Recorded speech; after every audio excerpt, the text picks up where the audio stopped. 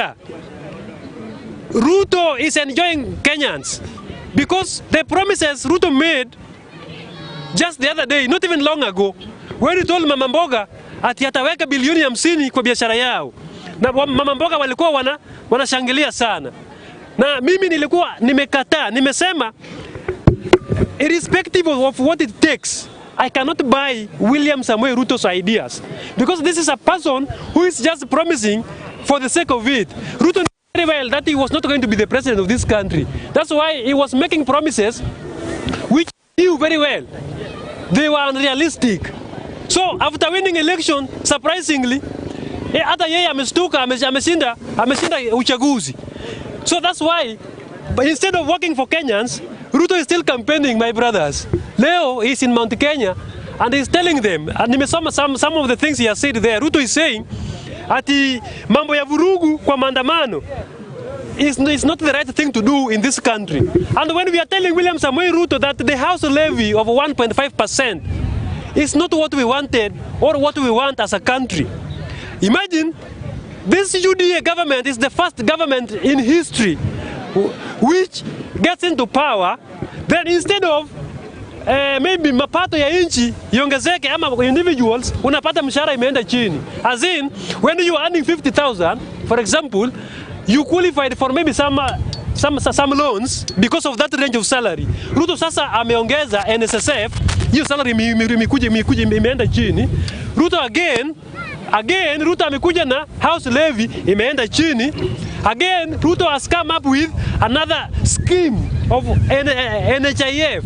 Salary pia imeenda chini. So it is the government, the first government in history kama mamjui, yenye mshahara ya mwananchi wa kawaida badala ya kuenda juu inaenda chini. That is not the government we want, Mr. President. If you are listening to us Kenyans, because you know, sisi wenye wanapenda sana vurugu sana, ati ni vita saa yoyote. Mimi ni mfuasi wa Raila na sitaki kubai idea ya mtu yeyote isipokuwa ni Raila Amolo Odinga. But I can keep quiet and move on when you are working. If you can convince me that you can work, and you know, it is not a matter of you telling me at UDA that they have done 50% of the agenda. It is something that I should feel it. Not that you are saying, you are only saying, I should feel it. So from where I sit or from where I stand, me I know Ruto is not working. Ruto is politicking. Gachagua, who is, testifying before the media that he has not gone to school. Na anasema yeye hajui kizungu mingi. Then, surprisingly, ati Gachagua has summoned Professor Kithure Kindiki. Ati he is late for the meeting. Surprisingly, ati he is late for the meeting. He has summoned the professor. Haki ya Mungu, hii inchi ni inchi ya mchezo. Kiasi cha kwamba kama uko hapa, you are waiting for William Samoei Ruto to perform. Dear Kenyans, this thing will never materialize. Ukiona things working for you, kindly follow what Raila Amolo Odinga is saying. Because it is only Raila Amolo Odinga who can bring changes in this country. It is only Raila Amolo Odinga who can talk about something, then the following day, uone kama serikali wanaongea juu the same thing he is saying. So, Ruto will never deliver for Kenyans. I am very much 100% sure that Ruto will never deliver for this country. And Ruto will create jobs. Hiyo kazi utangojea mpaka Yesu mwenyewe arudi. Ruto mwenyewe anakuja kwa media anasema ati most of his ministers are incompetent. Then he's still going ahead to sign performance contract. Jameni, ndio Millicent Omanga afanye nini? Millicent Omanga of all the people. Aisha Jumwa. Ati Aisha Jumwa will one day deliver to Kenyans because Ruto has told that lady to sign performance contract. So this is a government which we should get rid of because we cannot really compel this government to deliver to Kenyans. People are incompetent from president. And you know now Ruto is just arresting people anyhowly because he knows you are saying the truth. That's why he is arresting people anyhowly. Sasa mimi nikiongea hapa kwa bunge nitazuia President Ruto haje kuzindua mradi Kenya mzima mimi nikiongea hapa Jakaranda. Kuna vile ninaweza zuia Ruto kufanya kazi mimi. So huyu ni Moi amerudi kwa power na ile ambaye hajanunua na ile rungu nilisema jana. Na ile rungu ni bei rahisi akinunua. Wakati atanunua Kenya itakuwa imeisha. So get out from your comfort zone. Face William Samoei Ruto head on, because he will never deliver to Kenyans. He was not born to deliver. He was born to sabotage. That's what he has come to do, and he will deal with Kenyans thoroughly. Wakenya wakiendelea kucheza Raila the 7th, na tutasonga hivyo mpaka ile siku Raila atachaguliwa. May the Almighty God bless this country as we move on. Thank you. That is all from the Bunge Political Analyst. I'm the head of Bunge Political Analysis. Nimemaliza. Thank you. Bwana Speaker, I would want to start with the debate yenye tunaambiwa ya kwamba William alilock some guys out. Ask Bwana Speaker, venye wenzangu wamesema hapa ya kwamba it is a PR, I want to reiterate the same and say that it is a PR, Bwana Speaker. Swali ya kwanza ya kuuliza ni kwamba William Samoei Ruto anasema hao watu wakuwe locked out, waandike barua ni kwa nini hawakuja, and he is even giving us a hint akisema ya kwamba Bwana Speaker wasiseme ati ilikuwa jam. Alijuaje wanataka kuandika jam? That is the first question we need to ask William Samoei Ruto. Number 2, Bwana Speaker, nikimalizia hiyo mada, because it doesn't give us the opportunity to deliberate on issues hapa kwa ground, Bwana Speaker. Does it mean that these guys are now serving this nation without signing a contract? Hiyo kwanza inakwambia this government is out to play PR to this nation.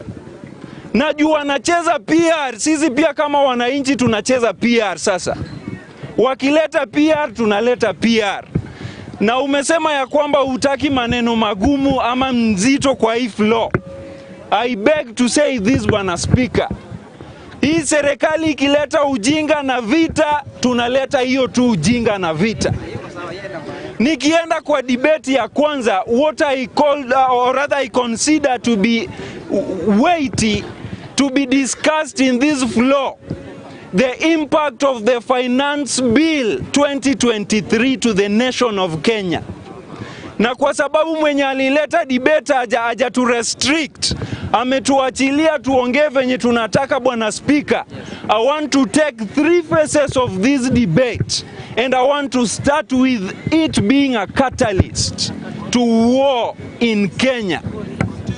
Number 1, Bwana Speaker, hapa nyuma sisi kama wananchi we've been going to the roads for maandamano ama demonstrations, na kuna category yenye imekuwa ikisit back inatuambia mmefika wapi, what is called the middle class. Manake they had nothing to lose. Lakini leo hii nakuambia, Bwana Speaker, starting this month they are going to deduct from their salaries, and it's going to serve as a catalyst. And the next time Mheshimiwa Raila Moli, Rais wa Kenya, atasema ya kwamba we are going to the roads for demonstrations, including our watu wenye wamekuwa wakiketi chini, the middle class, they are going to go to the roads for demonstrations, Bwana Speaker. So the first phase, the first impact ya hii finance bill ni kwamba imepeana nguvu kwa maandamano ya Kenya. And I want to bet it here on the ground, Bwana Speaker. William Samoei Ruto will do anything kuhakikisha hii dialogue yenye inaendelea izae matunda to the side of Azimio. Juu anajua ya kwamba he is joking with a timing bomb, something that is snowballing hatred against the government. And the day italipuka, I'm telling you, and I'm not threatening anyone, and these words I'm ready to defend them in a court of law. We are going to see what happened in other nations kama Africa, kama ile yenye ilifanyika nini Rwanda. I'm saying we are going to see a massacre. They started with Luos, Bwana Speaker. Luo is a community that is not hate speech. Walikuwa wanaua Wajaluo, but now this time round, na kuambia serikali itaiona, Maanake polisi ni mmoja wa wenye watakatwa hii ushuru hii. And they are going to go to demonstrations. And I want to tell you this, Bwana Speaker, free of charge.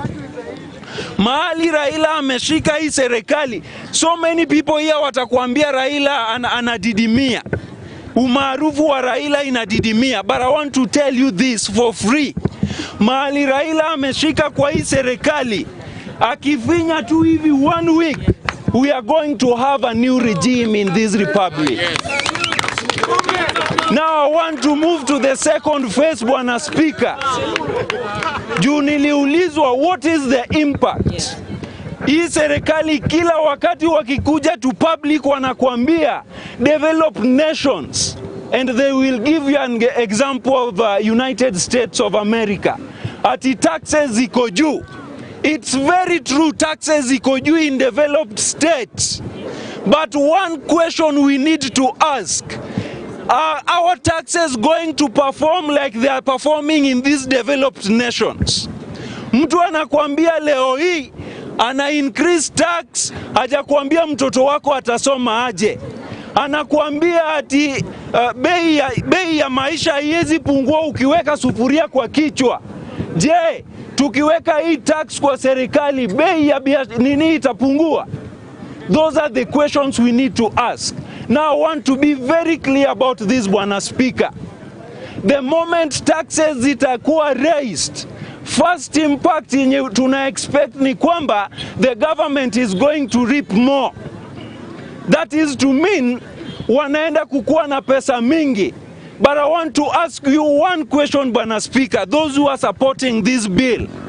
Did you get time to go through the bill and read word by word, paragraph by paragraph, the whole document? Mimi nilichukua time, Bwana Speaker. I burnt the midnight oil, read through the finance bill, na kuambia leo hii pesa ya Wakenya imepotea. Mtu anakuambia they are just using English to divert attention ya Wakenya. And I want to pick one example. The same finance bill has divided environment and natural resources. Where on earth do you separate environment and natural resources? You allocate pesa ya natural resources, on the other side you allocate pesa ya environment and natural resources. What do you mean by that, Bwana Speaker? So I'm telling you this, we are building a dynasty in Kenya, and it is a high time sisi wananchi wa chini, the middle class and even the rich, tuende maandamano so that we do not give chance for a dynasty to be built in Kenya.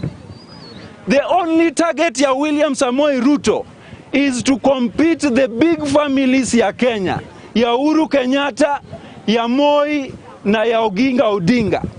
But I want to tell you this, he is planning to use our monies to build this dynasty. And one thing that I want to remind Kenyans, Ruto is much worse than Moi. Ruto is much worse than Moi.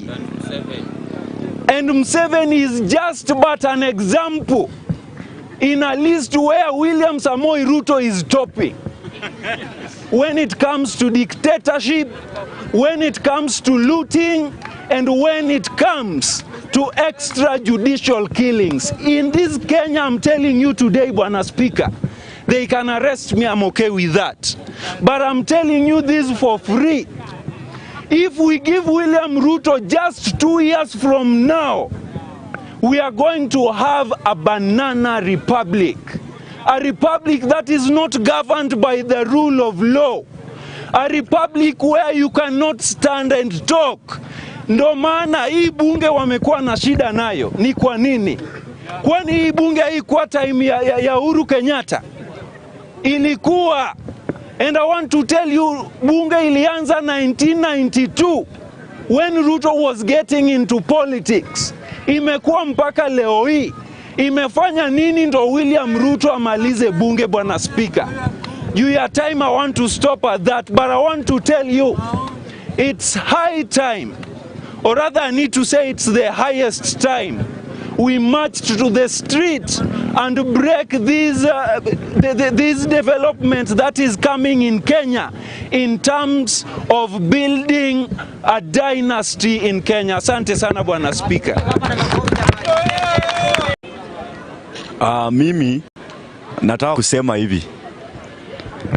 Sisi maisha ya William Ruto tumechoka. Na nataka kuambia Mheshimiwa William Samoei Ruto, ebu heshimu wa Kenya. Wacha kujipiga kifua, wacha kututishia sisi wa Kenya. Wacha umepandisha vitu juu. Mimi mwenyewe sisi wenyewe hatuna vitu ya kukula. Watu wanahangaika, watu wanateseka kwa maisha. Na mimi nataka kuambia Ruto ya kwamba hii Kenya si yako. Hii Kenya ni ya Wakenya wote ambao wanaishi hapa Kenya. Na hii Kenya ni ya kila Mkenya. Wewe ni Mkenya na hata mimi ni Mkenya. So wacha kuumiza Wakenya na maisha magumu. Tafadhali tafutana na Raila Amolo Odinga. Mheshimiwa Raila Amolo Odinga ndiye anafaa kukontroli hii Kenya. Wewe bila Raila Amolo Odinga hauwezi kontroli hii Kenya. Wewe unaweza ongoza Kenya vizuri kweli bila Raila Amolo Odinga? Raila Amolo Odinga lazima akue hapo. Raila Amolo Odinga ndiye anaweza kontroli hii Kenya. Na Raila Amolo Odinga lazima uheshimu huyo Raila Amolo Odinga. Huyo ni kiongozi ambaye anajua manufaa wa Kenya. Na mimi nataka kuambia ya kwamba maandamano tutaleta tena. Very soon tunarudi kwa njia. Kama tumekupea 24 hours. Wacha Raila alikupea 30 days. Sisi tumekupea 24 hours. Tutarudi kwa hiyo maandamano. Na tunataka kurudi kwa maandamano. Kwa sababu msipoelewana na Raila Amolo Odinga hatuoni kama tutakula. Hatuna chakula kwa Kenya hapa. Yes, bwana. Na mimi nataka kuhakikisha kwamba wewe uhakikisha Wakenya wako kwa njia sawa. Vitu zimepanda, ukienda kwa duka, sukari peke yake ni kama unataka kununua simiti ya kwenda ya koroga. Mimi nataka kuambia Ruto, wewe na Gachagua, huyo mtu atanasema Mount Kenya. Yaani lazima tukae na watu tukijua Mount Kenya lazima yakwe kwa serikali. Mtu mwenye alikuwa DO anatusumbua kwa serikali kila siku. Mimi nataka kuambia ya kwamba hii Kenya si yenu. Hii Kenya ni ya Wakenya wote. Na hii Kenya ni ya Wakenya wote ambao kila kabila. Sisi si wa Burundi. Kwani sisi ni wa Burundi? Ama sisi ni wa Kongo? Tukua hapa Kenya tumeishi maisha wa Burundi. Wa Burundi ndio wametawala nchi yetu sasa hizi. Ukienda kwa koroga wa Burundi wanafanya kazi na 500 na 300. Watu wa Kongo. Wa Kongo wanafanya kazi na bei kidogo hapa. Wanatufinyilia Kenya. Hatuna unga ya kukula. Kwani sisi tutaenda wapi? Tutaenda wapi? Wakikuambia mambo ya handshake unasema utaki. Bila Raila utakaa kwa hiyo serikali. Bila Raila hiyo serikali usahau. Bila Raila utaishi kwa hiyo serikali, my friend. Raila lazima akae kwa hiyo serikali ndio hiyo mambo iende mzuri. Ndio mambo ya madaraka day kwa inaenda vizuri. Kama huyo mzee, huyo baba yetu huyo Raila, kama hawezi ingia kwa serikali, kama hawezi kaa kwa hiyo serikali, sisi hatutakula. Na mimi wakina Imani Chungwa, sijui Imani Chungwa vitu gani hizo. Mnatoa macho kwa TV hapo ati mnasema ati nyinyi mtaki nusu mkate. Nani aliwaambia tunataka nusu mkate? Tunataka Raila anyoroshe inji. Inji nyoroke. Watu wa mama wanakufa njaa hapa.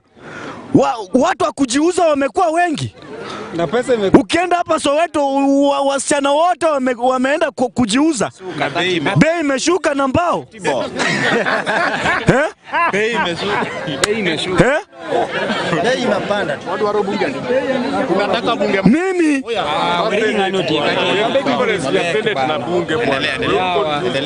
kwa kunipatia nafasi. Wanabunge oye. Nadhani kila mtu ananijua hapa. Mimi kwa majina naitwa Boni. Mimi ni mzaliwa hapa Jakaranda. Lakini mimi nyumbani ni Western Busia, Butula, Marachi.